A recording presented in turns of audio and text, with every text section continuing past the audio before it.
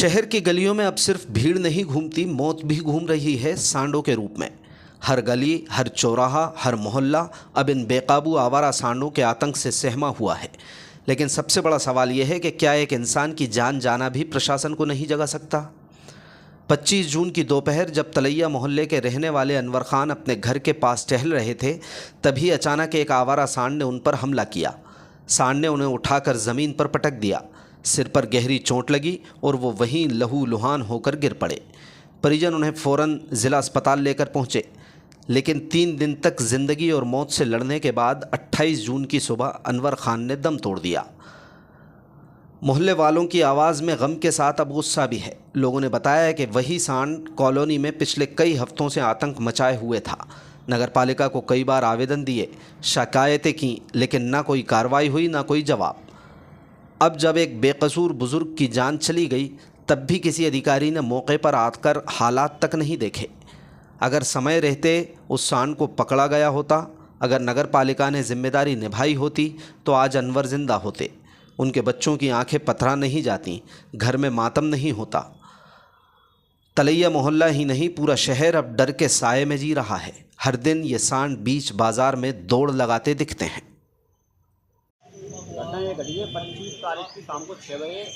चाचा जी आ रहे थे उधर से, तो उनको बेल ने पीछे से आके 2 बार फेंक दिया। और वो बेल का आतंक इतना है कि चाचा जी को फेंकने के बाद उसने बना जी के साथ एक लड़का रहता है बुद्धू, उसको भी उचका दिया उसने।